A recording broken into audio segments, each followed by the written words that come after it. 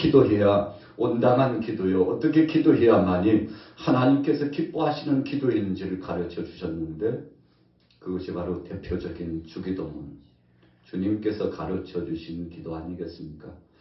그래서 오늘 본문에 초입 단계에 등장하고 있는 이 주기도문은 우리가 어떻게 기도해야만이 하나님이 기뻐하시고 또 기도하는 그 법칙과 그 초보적인 자세가 어떤 것인가를 잘 말씀해 주고 있죠. 자, 같이 읽어볼까요? 2절 3절 시작. 예수께서 이르시되 너희는 기도할 때 이렇게 하나, 아버지여 이름이 거룩히 여김을 받으시오며 나라가 임하시오며 우리에게 날마다 일용할 양식을 주시옵고 우리가 우리에게 죄 지은 모든 사람을 용서하오니 우리 죄도 사하여 주시옵고 우리를 시험에 들게 하지 마시옵소서 하라. 자, 이 주기도문을 보면 한 6가지로 나누지 않습니까? 첫째는 아버지의 이름이 거룩히 여김을 받으시오며, 하나님의 그 영광스러운 이름이 거룩히 여김을 받고, 한마디로 말하면 하나님의 이름에 우리가 묵칠하지 않고 그분 영광을 위하여 그분 뜻이 이루어지도록 하나님을 존귀 여기면서 그분 앞에 나아가기를 원하시는 것이죠. 자, 두 번째 보세요. 나라가 임하시오며 그랬어요. 하나님 나라가 이 땅에 임하기를 소원하는 것입니다. 여러분, 우리가 하나님을 아버지라고 부르고 여호와 하나님, 자존하시는 그 하나님, 엘샤다이의 그 능력의 하나님, 우리와 일거수일투족을 책임져 주시며 함께 하시는 그 하나님을 전적으로 신뢰하고 그분을 찾는다고 하는 것은 마땅한 것이죠. 그런데 하나님의 자녀들이 하나님을 찾지 않고 세상의 정욕을 쫓아가고 우상을 쫓아간다면 어떻게 되겠습니까? 여러분, 그래서 주기도문의 첫 번째 주신 말씀은 하나님 그분의 영광과 능력과 권세를 의지하고 전적으로 그분을 향하여 쫓아가기를 원하시고, 그러시면서도 두 번째는 그분의 나라, 그분이 원하시는 나라가 이 땅에 이루어지기를 소원하라고 했습니다. 여러분, 그래서 기도의 본질은 바로 그런 것이죠. 하나님을 전폭적으로 신뢰하는 기초 위에 하나님의 뜻이 이루어지기를 간절히 청원하는 것이 기도의 표본이라는 것을 말씀해 주시는 거죠. 자, 세 번째는 무엇입니까? 우리에게 날마다 일용할 양식을 주시옵소서. 여러분, 우리가 이 떡 문제를 하나님 앞에 구하는 것이 어쩌면요, 우리가 인간적으로 구하는 것의 전부일지도 몰라요. 저나 여러분들이나 참 이 떡 문제를 가지고 하나님 앞에 구하죠. 의식주의 문제를 가지고 구하죠.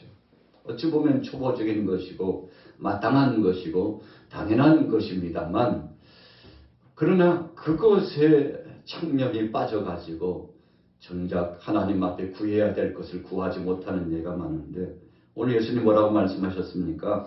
날마다 일용할 양식을 주시옵고. 자, 날마다 그랬어요.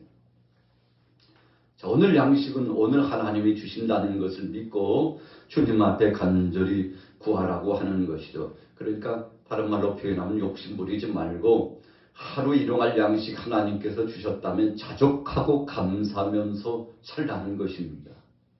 여러분, 정말 우리가 그렇게 할 수 있나요? 하루 세끼 양식을 먹고 가족들이 한 상에 둘러앉아서 아침 식탁을 맡고 혹은 저녁 식탁을 같이 하면서 교제를 나누면서 이렇게 함께 동고동락하고 있으면 주여 정말 감사합니다. 주님 감사합니다. 주님이 우리 가족을 보호하시고 우리 가족들을 지켜주시고 하루의 일상 중에 일용할 양식 주심을 감사합니다.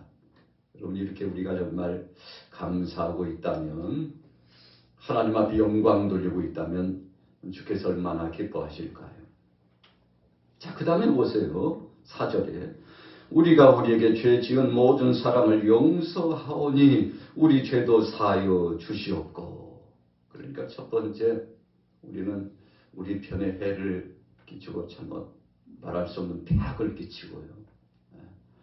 정말 용서할 수 없는 문제가 꽤 많이 있지 않습니까? 그래서 주여 이런 문제는 이래서 안 되고 저런 문제는 저래서 안 됩니다. 다 이유가 있지 않습니까? 하나님 어떻게 이런 자를 어떻게 용서합니까? 네. 행한 것에 3배, 4배, 10배로 갚아줘야죠. 여러분 우리가 보통 생각하는 일반적인 사람 어쩌면 저와 여러분들도 그럴지 모릅니다. 하나님 10배로 100배로 갚아줘야만이 속 시원하죠. 용서라고 하는 것 꿈도 꿀 수 없는 우리의 욕심적인 소욕이 우리 속에서 매일처럼 꿈틀거리고 있지 않습니까? 그런데 뭐라고 말씀합니까? 우리에게 죄 지은 모든 사람을 용서하오니. 그러니까 하나님 앞에 나가서 주여 제가 사랑하는 형제를 자매를 용서했습니다. 이것이 내 힘이 아니고 주님이 주신 능력으로 한 것이고 주님 주신 은혜 따라 주님 따라서 행한 것뿐이라고 이렇게 고백하는 거 아니겠습니까? 그런데 하나님은 그 기도를 얼마나 기뻐하시는지 그러면서 청원하기를 5번째 우리 죄도 사하여 주시옵소서. 여러분 그래서 우리가 하나님 앞에 회개하고 자백하면서 용서 기도를 구하는데 전제 조건이 붙어 있었어요. 그러면 네가 네 형제의 죄는 어떻게 하고 왔느냐? 너와 관계된 자매들과의 관계의 죄 문제는 어떻게 하고 왔느냐? 하나님께서 묵시적으로 우리에게 성령 안에서 되물으실 때가 있는데 그때마다 주여 정말 하기 힘들었지만 주님 주신 마음 십자가의 은혜 마음 1만 달란트 탕감받았다는 감복한 이 은혜 까닭에 예수님 때문에 사랑하고 예수님 때문에 용서하고 정말 내 힘으로는 할 수 없었지만 십자가의 그 은혜 그늘 안에서 실천하고 왔습니다. 그럼에도 불구하고 한쪽 구석의 마음에는 껄끄러운 마음이 있고 아직도 완전한 용서를 하지 않는 것 같아서 주님 송구하고 미천한 이 죄인이 주님 앞에 왔사오니 마지막 남은 찌꺼기와 같은 것이라 할지라도 내가 할 수 없는 그 용서의 문제 주님 앞에 그냥 가지고 왔는데 이 미련하고 약한 자 용서하시고 용서할 수 있는 마음을 주시옵소서. 그리고 주님 내 죄도 용서하여 주옵소서. 여러분 어쩌면 우리들의 대부분의 기도는 그렇게 된다고 볼 수 있습니다. 주님 용서한다고 했지만 용서하지 못하고 아직도 마음에 품고 왔사오니 나 같은 죄인도 주님 앞에 올 자격이 있느냐고. 여러분 이것이 진정한 기도자의 모습이라고 하는 것이죠. 오늘 예수님께서 기도를 가르쳐 주시면서 그런 기도를 하라고 말씀하셨는데 정말 기도자로서 주님 앞에 나가서 이런 기도를 할 사람이 몇 명이나 될까요? 참 아무립니다. 그러면서 4절 후에 우리를 시험에 들게 하지 마시옵소서. 온당한 기도 아니겠습니까?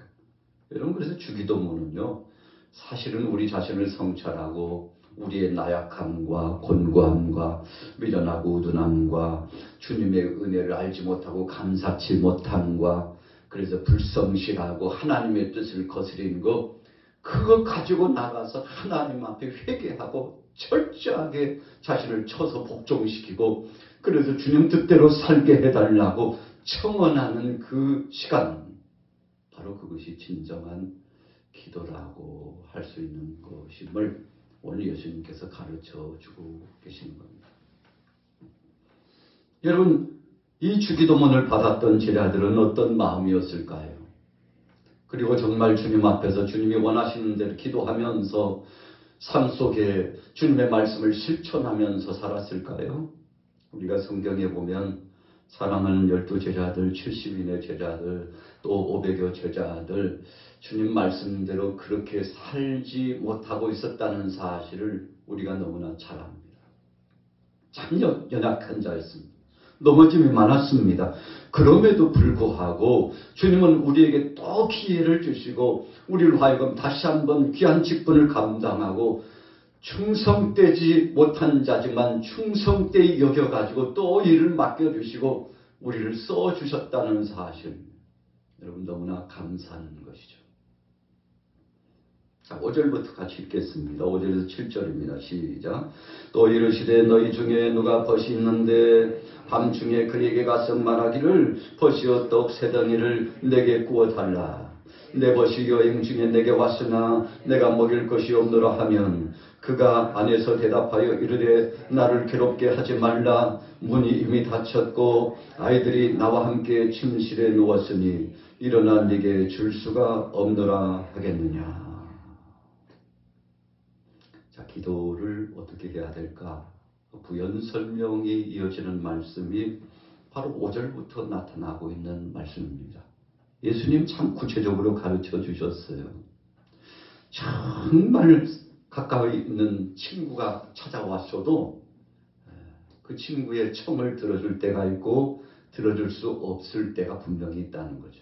이것은 우리가 살아가는 삶의 범주 가운데서 당연시 생각하는 상식 범위를 말씀하는 거죠. 그런데 예수님 말씀합니다. 정말 상식적으로 봐도 이런 상황이면 그 간청을 들어줄 수 없음에도 불구하고 그 친구가 한 번이 아니라 두 번, 세 번 계속 밤을 새면서 요청할 것 같이 끈질기게 청원하면 어떡하느냐. 그 친구가 거절할 수 없어서 그 소원과 청원을 결국은 들어주고야 말지 않느냐. 여러분, 가장 가까운 친구 관계를 말씀했습니다. 또 다른 성경에는 불의한 재판관의 비유의 말씀을 주시면서 한 여인이 자신의 마음속에 있는 그 간절한 청원을 매일처럼 나가서 간청했는데 재판관이요, 불의해요. 불의하다는 것은 정당한 재판을 진행하지 못했다는 것입니다.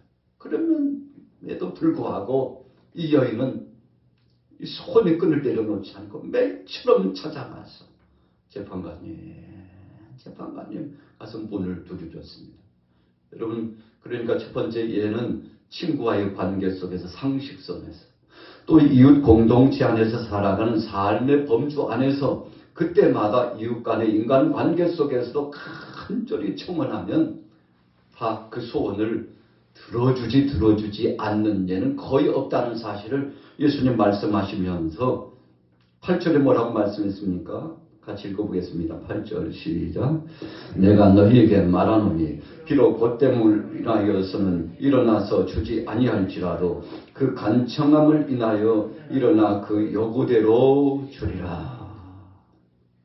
여러분, 상황도 상식도 현상적인 그 처지도 초월해가지고 마침내 응답을 받았다는 것입니다.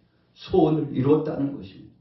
그러면서 주님 말씀하시기를 너희도 구하면 반드시 얻게 된다. 소원을 이루게 된다. 그러면서 청원하라고 구하라고 예수님 적극적으로 말씀합니다. 기도하라고 말씀합니다. 기도하는 자에게 반드시 하나님께서 주시리라고 말씀합니다. 여러분, 그래서 야고보서의 말씀에도 보면 우리가 얻지 못하는 것은 구하지 않으며 구하여도 받지 못하는 것은 정욕으로 쓰려고 잘못 구했기 때문이다.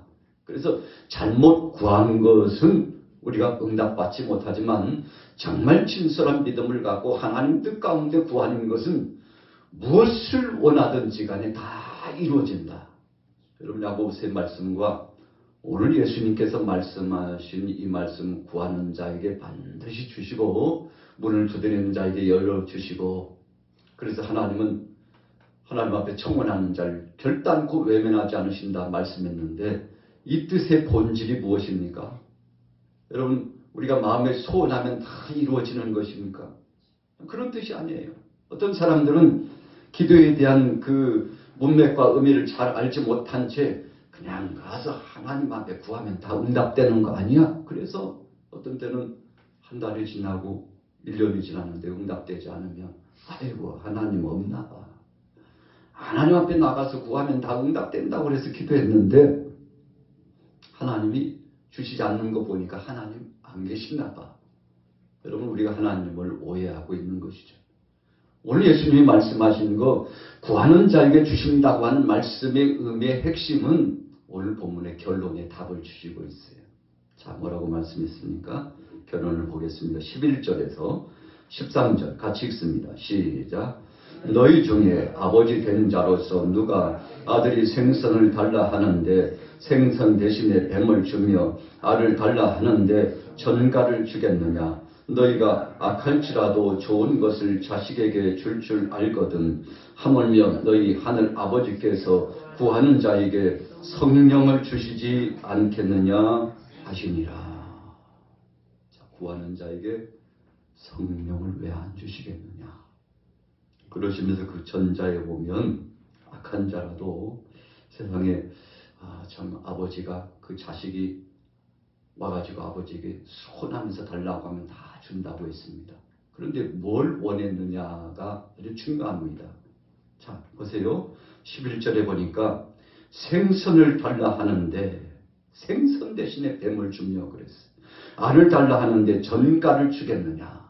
세상의 아버지도 그 아들이 정말 선히 청원하고 구하면 그것을 반드시 들어준다는 것입니다. 여러분, 그런데 오늘 13절 말씀해 보세요. 너희가 악할지라도 좋은 것을 자식에게 줄 알거든.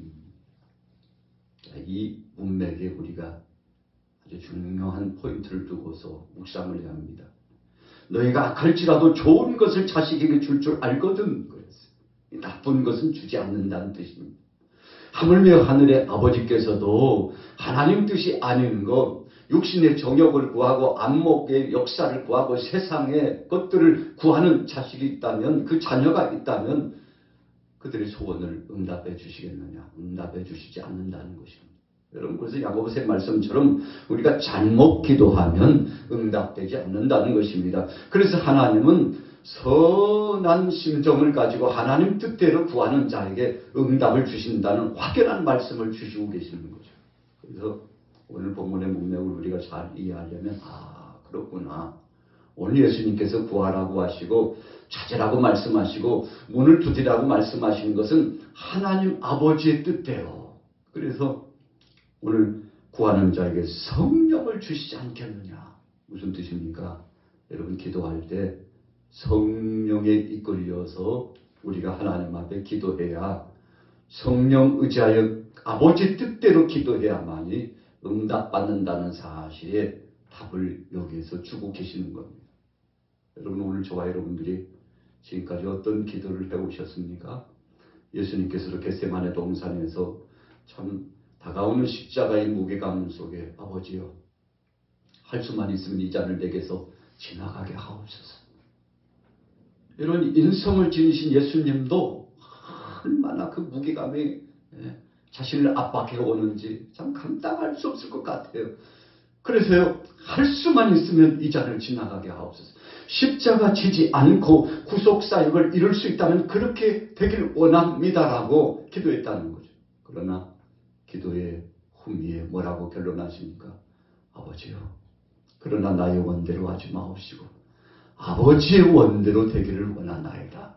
여러분, 예수님의 겟세마네 기도가 오늘 본문 말씀 속에 정말 참신한 기도자, 믿음으로 기도하는 기도자, 성령에 이끌리는 기도자, 하나님 뜻대로 기도하는 자, 아버지의 마음을 알아 그 아버지의 뜻 중심으로 기도하는 자의 그 모범적인 기도 내용과 동일선상에서 일치를 이루고 있다는 사실을 생각해 보는 거죠.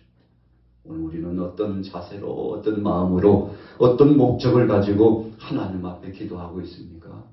오늘 주님은 성령 의지하여 성령의 이끄심에 따라 아버지의 뜻 중심으로 구하면 무엇을 구하든지 다 응답받으리라, 그렇게 말씀하셨는데, 다른 말씀으로 재해석해 보면 아버지께서 원하시지 않는 것 구하지 말라고 말씀하시는 거죠. 오늘 하루도 주님 앞에 간절히 기도하시되 성령 의지하여 주님 뜻대로 구하여 응답받는 여러분들 되시기를 예수님의 이름으로 축원합니다.